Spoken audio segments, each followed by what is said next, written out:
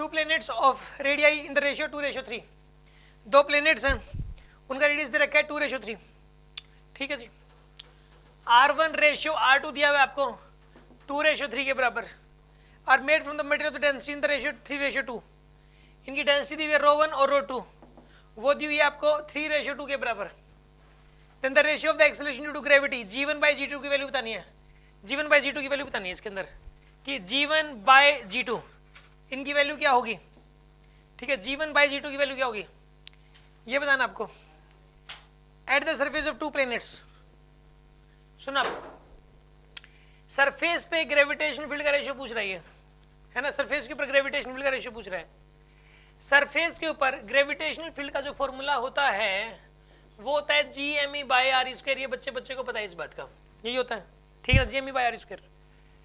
अब लेकिन हमें रो की टर्म्स में कन्वर्ट करना पड़ेगा इसको। रो की टर्म्स में, मास की टर्म्स में कन्वर्ट नहीं करना, क्योंकि मास दे ही नहीं रखा इसने, ये तो मास की टर्म्स में है। तो काम करो, G मास हो जाएगा डेंसिटी इंटू 4/3 पाई r³ हो जाएगा। ये वॉल्यूम हो जाएगा 4/3 पाई r³।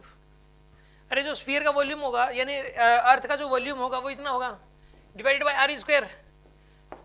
सोल्व करो, क्या बन जाएगा r। तो आंसर आएगा G into rho into 4/3 into pi into r। ये क्या आ गया, सरफेस के ऊपर ग्रेविटेशन फील्ड आ गया सरफेस पे ग्रेविटेशन फील्ड।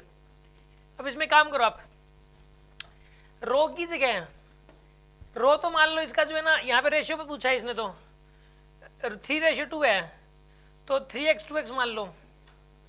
पहले वाले का डेंसिटी कितना है 3x, दूसरे वाले का कितना है 2x। रेडियस मान लो 2y 3y, कितना मान लो इसका 2y मान लो 3y मान लो, 2y और 3y मान लिया मैंने। अब यहाँ पुट कर दो पहले वाली का जो सरफेस पे, पहले वाले प्लेनेट के सरफेस पे ग्रेविटेशन फील्ड, पहले वाले के GS1, G इंटू रो की वैल्यू लिखोगे आप यहाँ पे 3x। रो की वैल्यू कितनी लिखोगे 3x इंटू 4/3 पाई, और रेडियस कितना लिखोगे, रेडियस 2y, रेडियस 2y लिखोगे। ये तो पहले वाले का हो गया। दूसरे वाले का ग्रेविटेशनल फील्ड GS2 सरफेस पे G इंटू क्या लिखोगे बताइए यहाँ पे, रो की से क्या लिखोगे 2x into 4/3 pi into r की वैल्यू कितनी हो जाएगी यहाँ पे 3y। सॉल्व कर लो, जी से जी गया, 4/3 पाई से 4/3 पाई गया, x से x गया, y से y गया। तो आंसर क्या आएगा यहाँ पे 3 से 3 गया, 2 से 2 गया, 1:1 आ जाएगा आंसर। तो आंसर इज 1:1। समझ में आ गया अब आपको।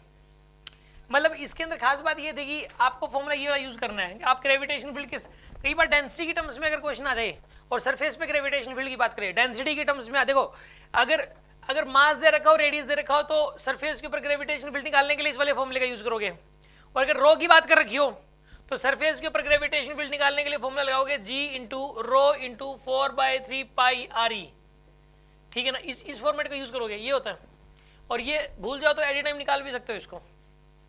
ठीक है ना, ये रो की टर्म्स में है और r की टर्म्स में है। रेडियस और रो का रेशियो दे रखा हो और ग्रेविटेशन फील्ड का रेशियो पूछ रखा हो दो प्लैनेट्स का, तो बता सकते हो इस फॉर्मूले से। आगे बात समझ में।